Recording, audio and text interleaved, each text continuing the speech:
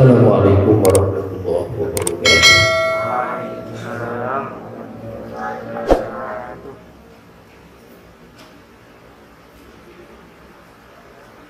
Alhamdulillah, wassalatu wassalamu ala tamanil akmalil adwamanil mutalazimani ala sayyidina Rasulillah wa ala alihi wa sahbihi wa mawala. Subhanaka la ilma lana illa ma 'allamtana innaka antal alimul hakim. Subhanaka la fahma lana illa ma 'allamtana innaka antal jawadul karim. Tsumma amma ba'du. Pada pertemuan hari Senin minggu yang lalu kita telah membahas tentang tamhid atau persiapan pendahuluan kepada surat Al-Fatihah. Sebelum kita masuk kepada Fatihah, dari yang kita baca tadi itu ada satu doa yang cukup menarik ya, pada 124. Kita perhatikan sedikit pada halaman 124 pada paragraf terakhir.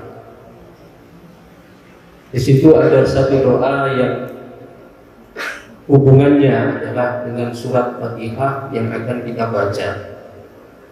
Itu di sana ada Allahumma bihaqqi hadhihi surati syarifah al-mubarakah bifawadil tafdil fil wujud as'aluka an tatafaddala alayya bi fadlikal amin wa judikal karim ya halim ya halim ya halim ya azim ya azim ya azim. Kalau diterjemah Allahumma bihaqqi hadhihi surati syarifah al-mubarakah, ya Allah, dengan kebenaran dari surat yang mulia yang diberkati ini. Itu surat apa? Surat Fatihah yang akan kita baca tafsirnya hari ini insyaallah. Bi fawadil tafdil fil wujud, dengan anugerah keutamaan di dalam wujud ini.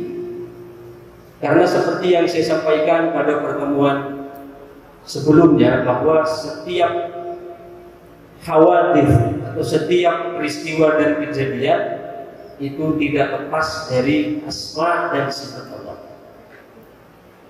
Ada orang yang sukses itu tidak lepas dari asma Allah. Ada orang yang gagal tidak lepas juga dari asma Allah. Ada orang yang mungkin memberi manfaat kepada kita tidak lepas dari asma Allah, An-Nafi dan seterusnya.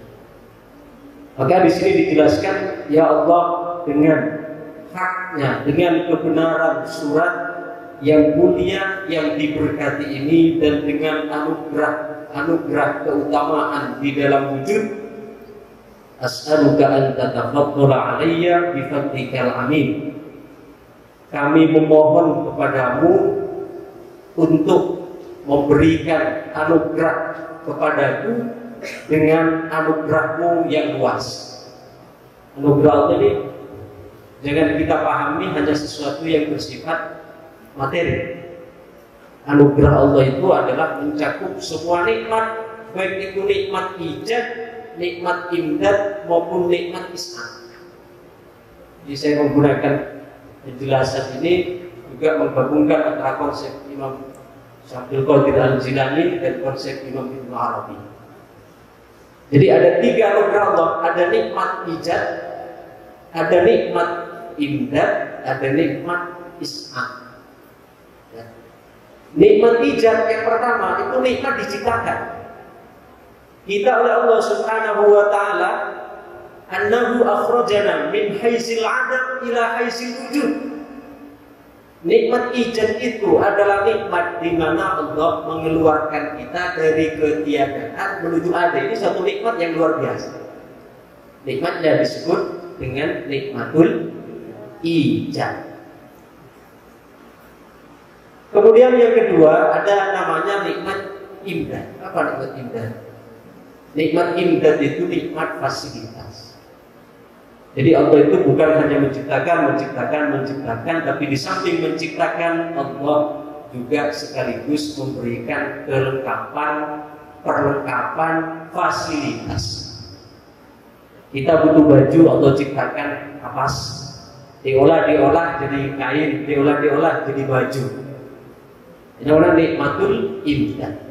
Kemudian kita butuh makan, Allah ciptakan padi, lalu diolah jadi beras, diolah jadi nasi, diolah dengan segala macam bentuk. Ini namanya nikmatul imdad.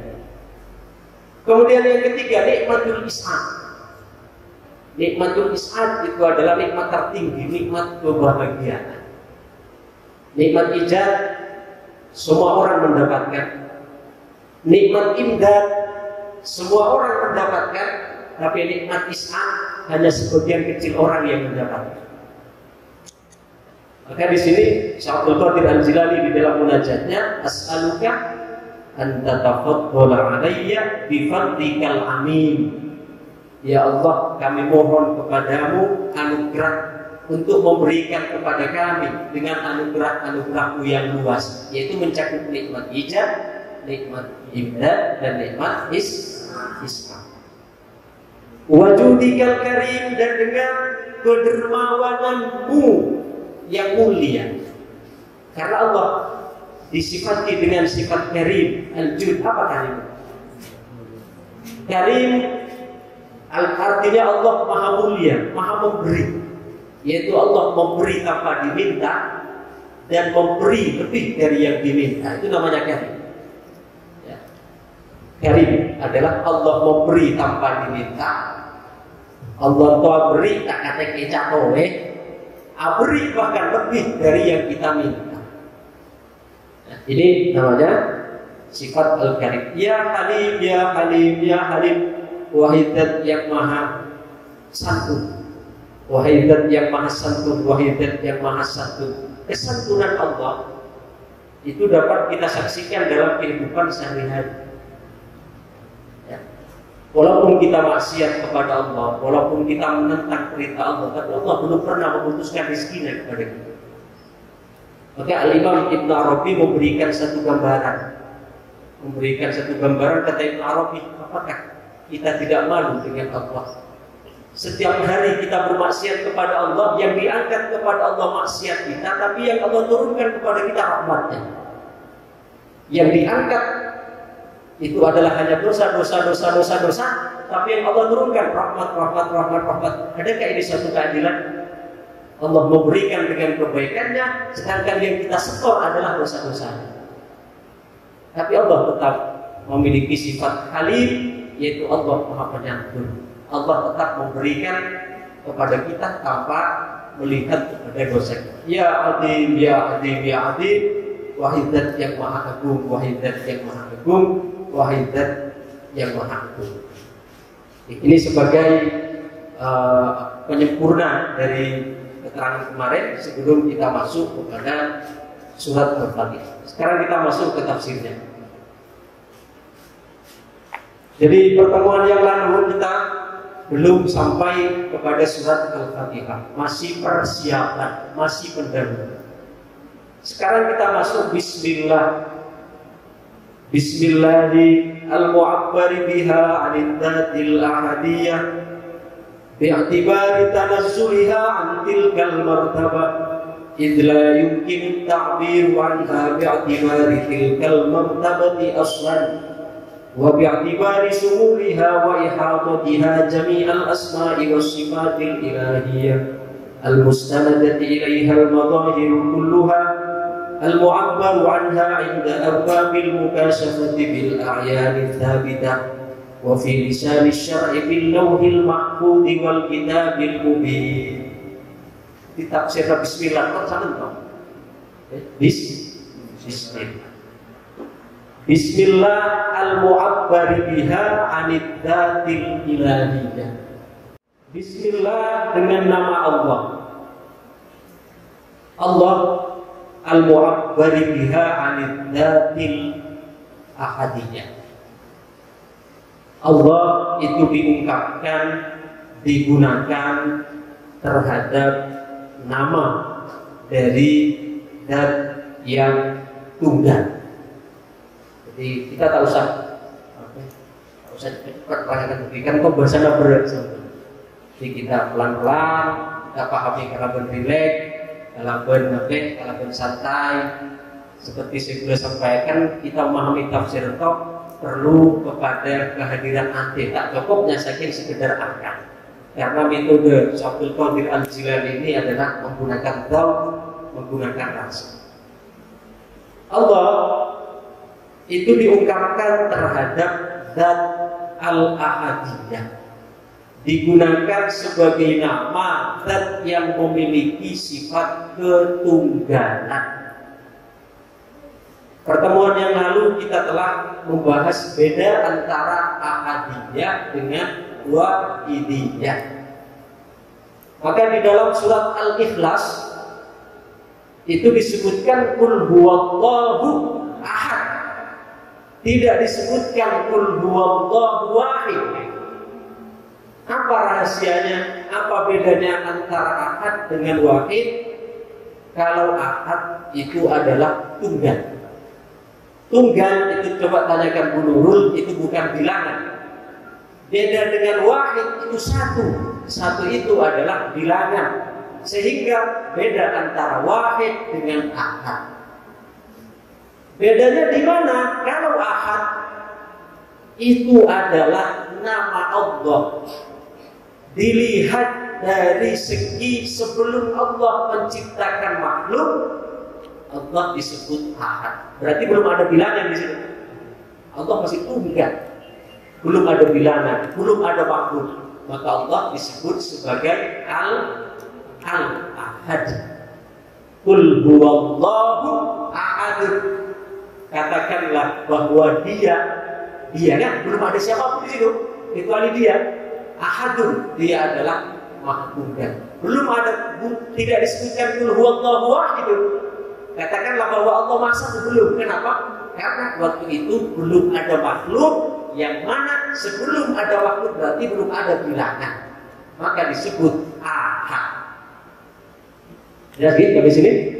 Sedangkan kalau wahid itu baru bilangan. Wahid, itsnain, tsalatsa, arba'a, khamsah, tis'ah,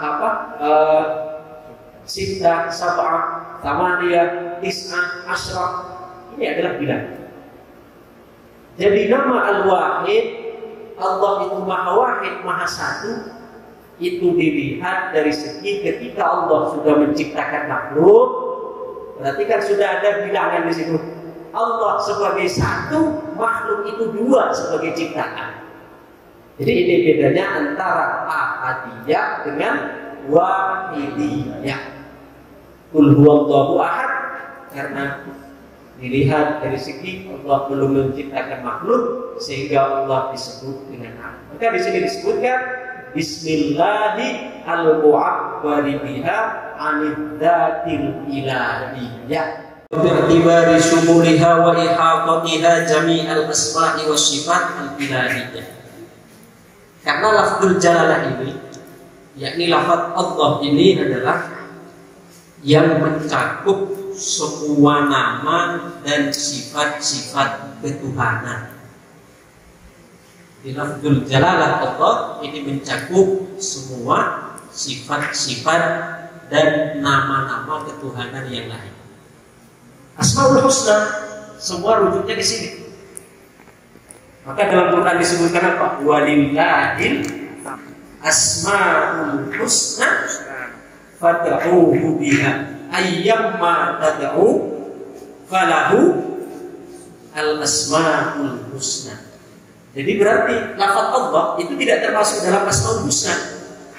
Kenapa? Karena lafzul jalalah Allah itu justru merupakan yang menjadi rujukan sumber dari semua asmaul husna yang jumlahnya 99. Kalau dibahas secara detail untuk pembahasan lafzul jalalah Allah saja, ini kita tidak akan selesai 1 bulan penuh. Kenapa? Saking luasnya, saking dalamnya makna yang terkandung di dalamnya. Wa ihatatuha jami'al asma'i was sifatil ilahiyah al-mustanadati ilaiha al-madhahiru kulluha, yang disandarkan semua yang zahir yang zahir, yang batin, semua kembali kepada Allah. Nah, sebenarnya Allah telah menyediakan di sekeliling kita apapun peristiwa dan kejadian, itu sebenarnya adalah merupakan cara Allah untuk memperkenalkan dirinya. Saya ulang sekali lagi, apapun yang kita hadapi, semua peristiwa dan kejadian, entah yang enak, yang tidak enak, yang menyenangkan, yang menyedihkan, itu semua merupakan cara Allah untuk memperkenalkan dirinya. Contoh sekarang,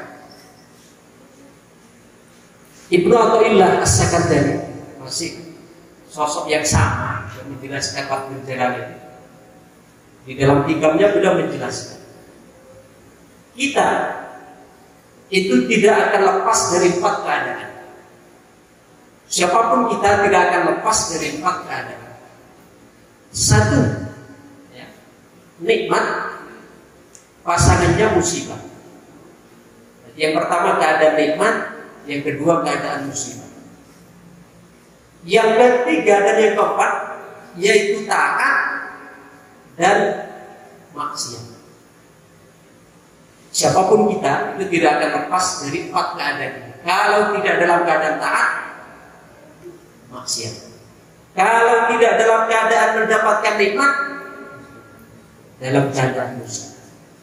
Tapi kata beliau, sebenarnya 4 keadaan ini, entah taat, entah maksiat, entah nikmat, entah musibah, 4 keadaan ini adalah merupakan cara Allah untuk memperkenalkan dirinya kepada kita.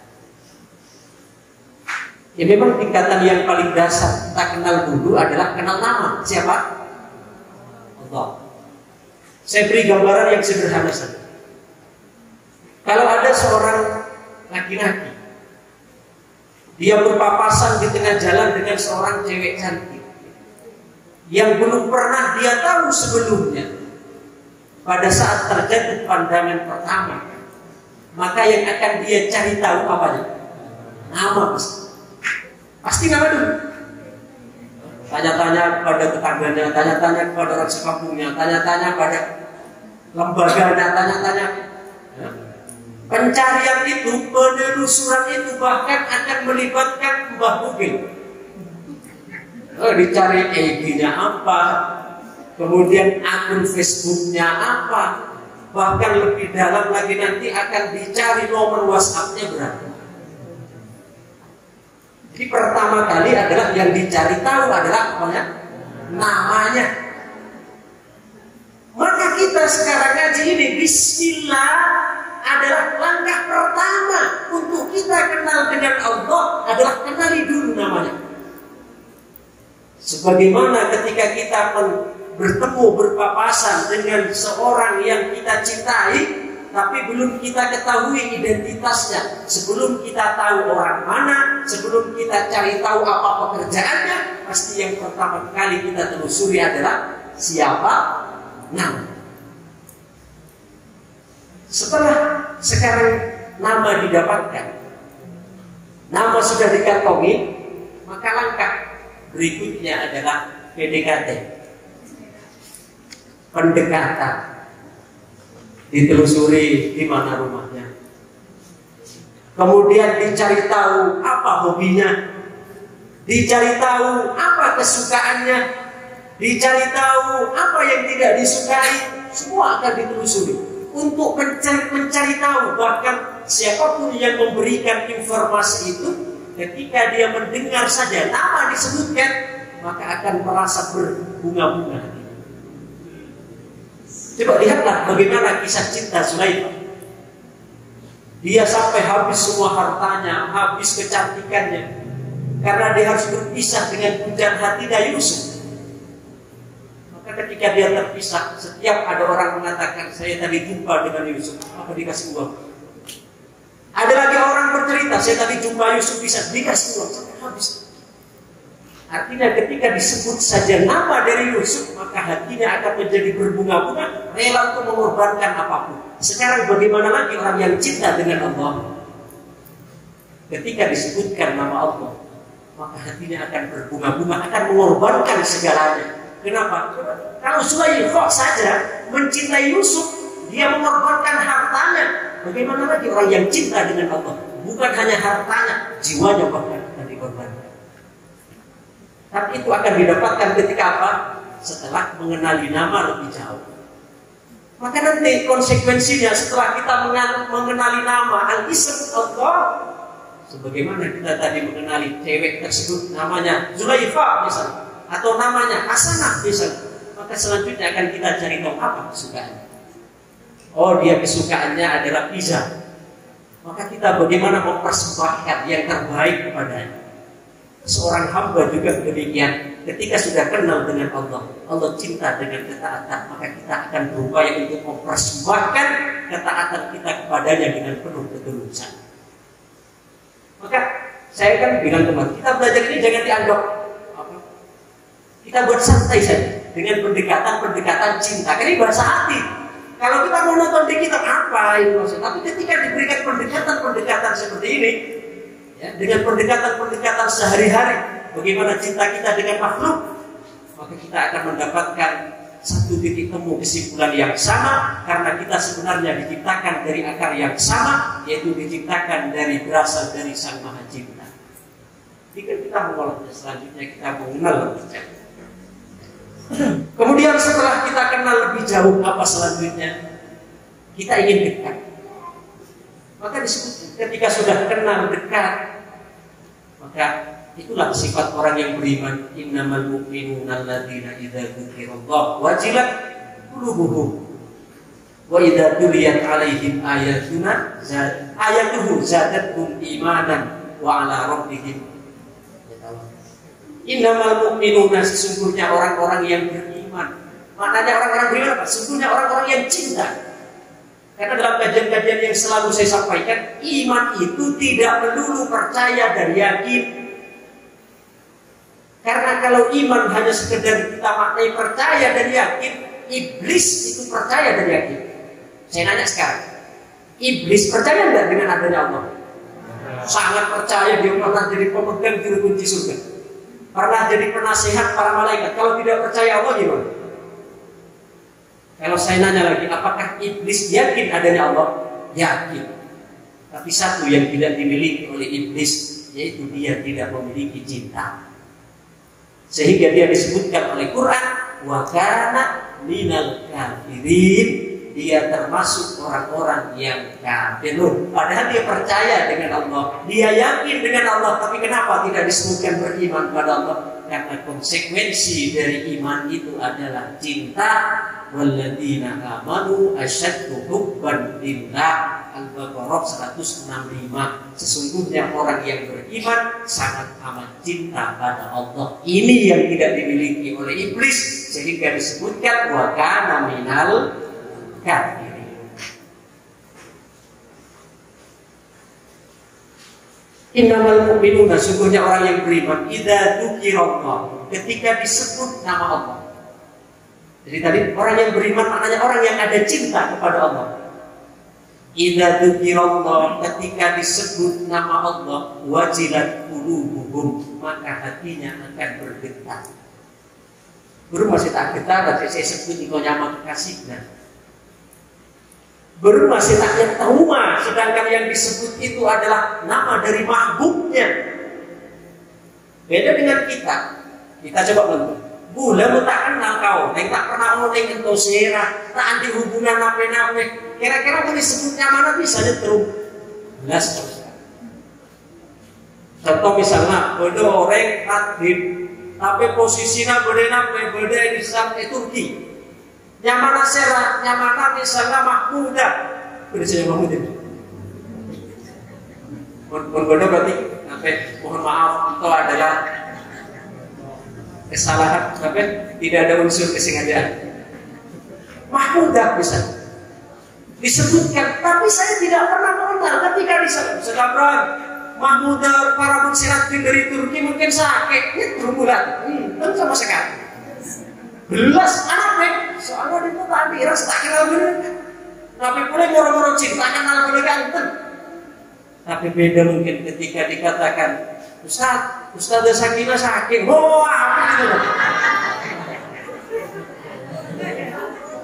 Betul hadir.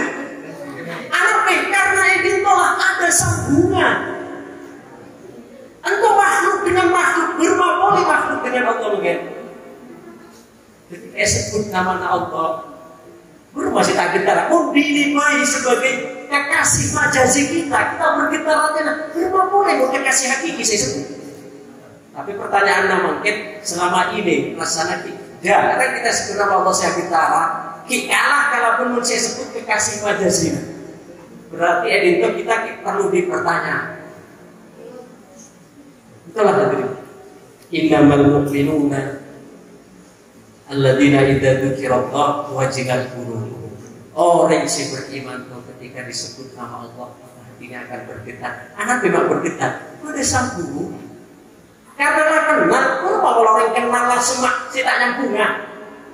Aja mulai ibu dah, tak ibu dah. Ingat rumah bocor sakit kekasihnya.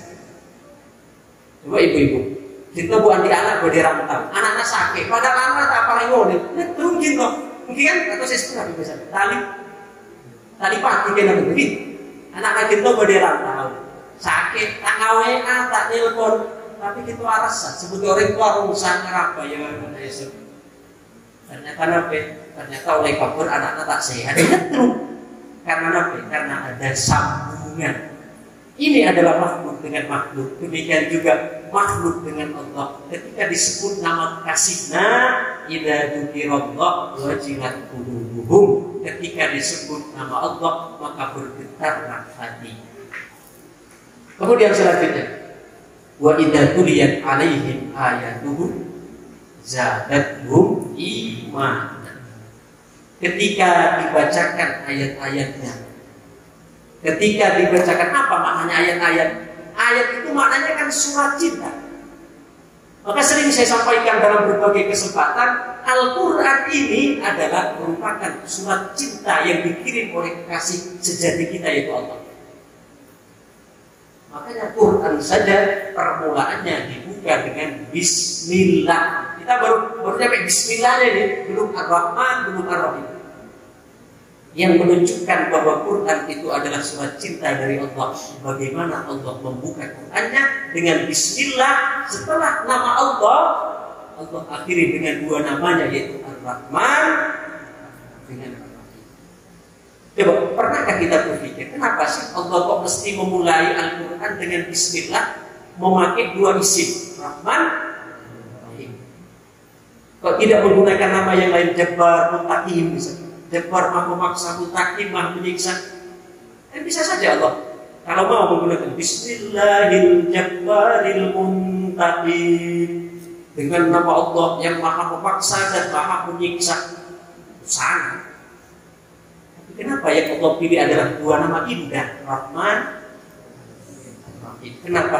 Ini menunjukkan bahwa Quran ini adalah surat cinta dari Allah. Rahman kasih sayangnya, bentuk kasihnya, Rahim bentuk sayangnya. Itu menunjukkan bahwa apa yang akan Allah sampaikan di dalam ini adalah surat cinta yang berisi dari Sang Maha Kekasih.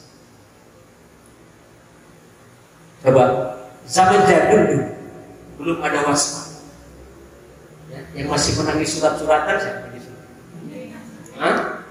Kirim surat, kemudian elolok kalau berdiri, bekor, tulis surat, nulis napun ngerem-ngerem, sembunyi-sembunyi, kemudian dilem pakai bekor, kemudian itu pun kalau yang bawa itu amanah, munsing ikut amanah kita duduk maluna kameranya.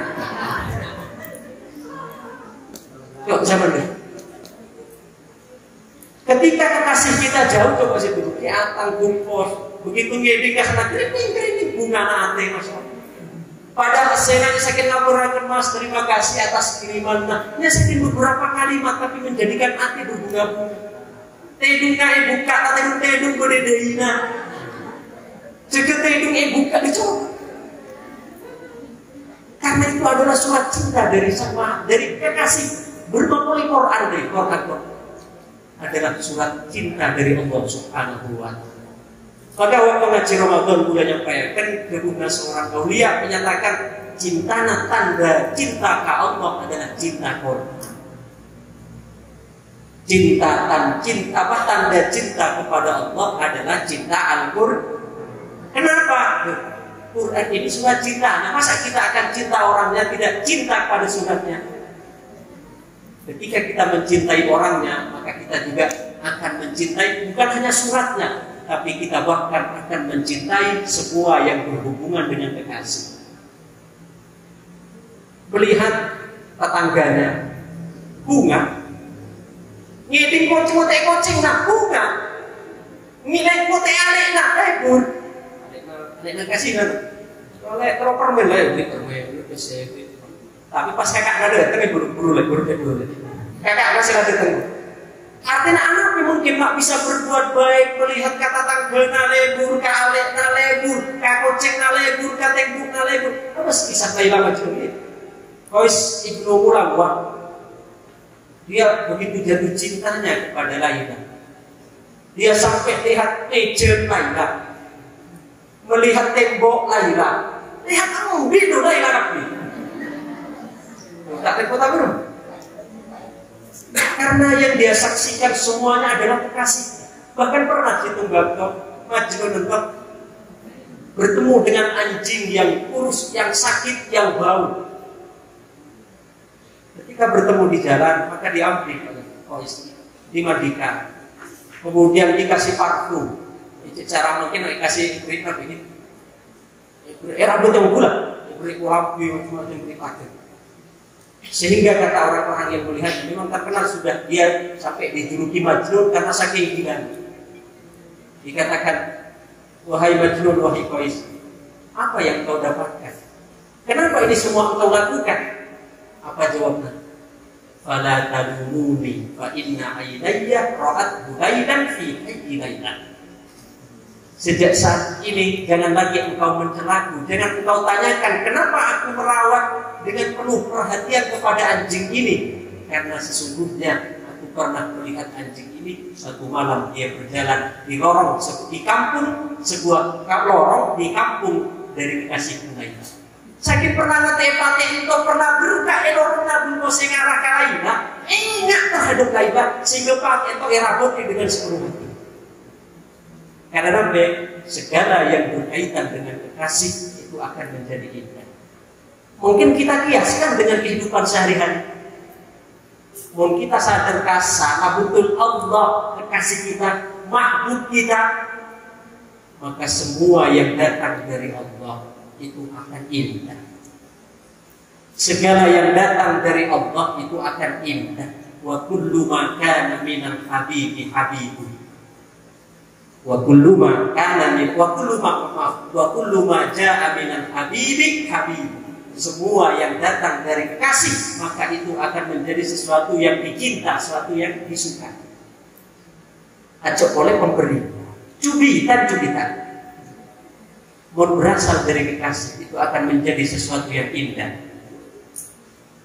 Maka disebutkan Darbul Habib Zabib. Darbul Habib Zabib. Pukulan seorang kekasih itu ibarat kismis. Anggur yang dikeringkan, manis besar. Darbul Habib Zabib. Apa sih? Persika para kayak pacar. Eko penggak para bunda dulu, pengen sih kan. Tak todera. Tangan gitu. Salah jenak boleh lihat. Sekarang tolong todera apa dah? Kita makin boleh salah jenak. Antolan mau kaki makin boleh lihat. Anak karena yang dia saksikan bukan cubitannya, tapi yang dia saksikan dan siapa yang mengikuti. Mungkin itu kita kiaskan dalam kehidupan sehari-hari.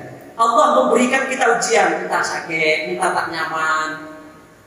Mungkin kita menyaksikan itu berasal dari Allah yang Maha Pengasih, Ar-Rahman Rahim. Masa kita akan tak sabar dengan cubitan seorang kekasih? Padahal dalillah Darbul Habib Zabib. Dalam riwayat lain Darbul Habib la yudlin. Pukulan seorang kekasih itu tidak menyakitkan. Hanya orang-orang yang telah merasakan yang bisa tertawa sendiri. Jadi sempurna itu bisa kita kiaskan dengan kehidupan sehari. Jadi Al-Quran itu merupakan surat cinta dari Allah. Maka tidak heran jika orang yang ada cinta di dalam hatinya, ketika disebut ayat-ayat Allah, wa idza tuliyat alaihim ayatuhu zadatuhum iman. Tafsirannya apa? Kalau bertafsir isyari, wa idza tuliyat alaihim ayatuhu zadatuhum iman.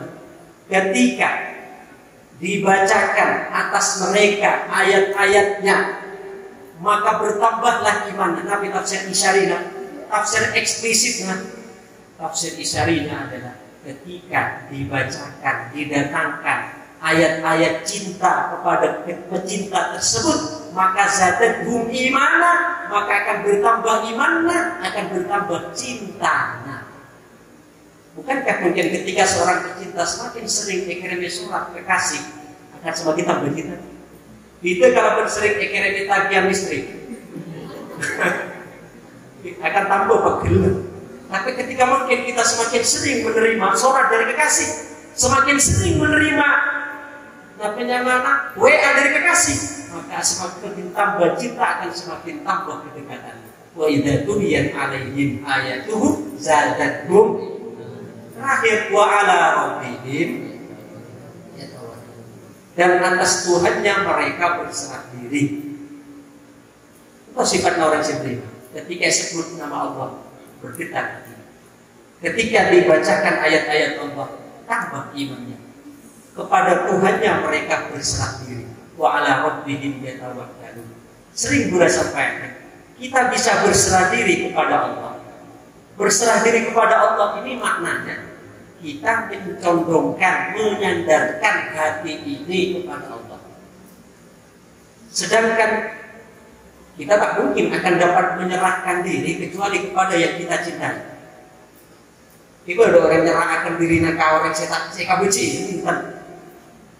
Seseorang itu hanya akan menyerahkan dirinya dengan sukarela kepada orang yang dicintai. Begitu juga maknanya wa ala rabbihim yatawakkalun, dan kepada Tuhannya mereka berserah diri, karena di dalam hati mereka sudah ada cinta kepada Allah. Maka kecintaan kepada Allah itu akan membawa mereka secara otomatis untuk berserah diri kepada Allah. Orang pun antena condong ke Allah, maka akan roboh ke Allah. Sering memberikan kebenaran. Sebuah benda itu akan jatuh mengikuti arah kemiringan. Pada tiang listrik, ada tiang listrik condong ke barat, robohnya kemana? Barat. Ada pohon kelapa condong ke timur, robohnya kemana? Sekarang kalau hati kita miring kepada Allah, robohnya kemana? Maknanya ketika hati kita cinta kepada Allah, robohnya, berserah dirinya juga kepada Allah. Karena segala sesuatu itu akan jatuh mengikuti arah kemiringannya. Ketika hati kita miring kepada Allah, maknanya miring ke Allah, condong ke Allah, maka robohnya adalah kepada Allah. Berserah dirinya adalah berserah diri kepada Allah. Tapi kita mungkin condongnya, miringnya adalah agunnya, kejabatan, kekuasaan, maka robohnya bukan apa? Bukan sesuai kalau berkemiringan. Tapi ingat, selain Allah tentu adalah tidak kekal. Mungkin orang yang di jabatan, mungkin di jabatan bisa gaya, bisa gagah. Orang sogi, mungkin adik dunia bisa gagah, bisa gaya. Orang sogi lah, orang gaya lah. Kemarin mungkin orang asan dari Pak Allah. Pernah Pak Allah hilang? Karena titik fokusnya diletakkan pada tujuannya, disapakan das pada yang menjadi harapan. Sebenar tolong kita tuh titik fokusnya itu adalah doa kita sebagai bentuk munajat, bisikan mesra seorang pecinta dengan kekasih. Cernya mana bisikan mesra, ya tetap relevan terus. Entah mobil kata rota nunggu, tetap bahagia. Tak keturutan sekali, tetap bahagia. Karena tetap oleh kedekatan dengan kekasih. Atau ibu para aulia, Kita ketika adua fokusnya aja pada sekedar pada harapan rogi aja boleh tak eka oleh sekalipun rogi mobil eka oleh aku tetap rogi soalnya apa itu mobil eka oleh udah jempol kalau Allah kan itu rogi tapi mungkin tapi boleh mobil eka oleh dua naik dina tambah rogi dua nah. Tapi mungkin ketika menjadikan tujuannya dalam doa itu adalah merupakan munajat kepada Allah, berbisik kepada Allah, kutu-kutu dengan Allah. Ekaule tak ekaule mobilnya tetap untung anaknya telah mendapatkan kedekatan kita dapat berbisik dengan sang kekasih. Enak bisa tahu untung kan? Enak boleh kita kapi, jadi tahu belajar. Kalau bertafsir Al-Jilani itu sebenarnya satu di Al-Jilani mengarahkan kita semua, menggiring kita semua untuk mengasah rasa batin kita. Sesuatu baca ibadah itu berdasana betul. Beri sekedar robot langsung gojek tapi hampa, puasa tapi hambar, tapi berima ibadah kita toh berdasana seodi. Oh sholat manja, rasyana manja, sehingga kita akan lebih bermakna setiap ibadah yang kita lakukan, setiap Quran huruf Al-Quran yang kita baca itu selalu memberikan kita rasa tersendiri ketika kita mengetahui maknanya, ketika kita telah mengetahui ilmunya seperti yang diajarkan oleh Syekh Abdul Qadir Al-Jilani radhiyallahu anhu wa arda. Saya kira salah betul lagi. Atau tempat titik sekali lagi. Kepada huruf Bismillah kita arahkan. Berpatu tempat titik sekali. Al-mu'abbaru anha 'inda arbabil mukasyafati bil a'yani tsabitah yang diungkapkan dari oleh kalangan para arbabul mukasyafah atau para ahli mukasyafah yaitu para auliya illah. Mukasyafah itu bukan berarti kita itu owning tentang sesuatu yang tersembunyi dari mereka yang berintah. Kita katakan, ibu nanti si bulan bisa mukasyafah. Si mukasyafah sehebat bagaimana? Tapi mukasyafah yang hebat itu adalah ketika oleh Allah kita disikapkan dengan aib-aib kita sendiri. Itu yang hebat. Jadi mukasyafah itu bukan berarti kita mengetahui masa depan orang, apa yang dimakan orang, apa yang disembunyikan orang. Bukan itu mukasyafah yang hebat. Karena itu bisa jadi sebagai sebuah sebagai istidraj. Bisa jadi itu sebagai sebuah ujian dari Allah yang enggak itu dijatuhkan.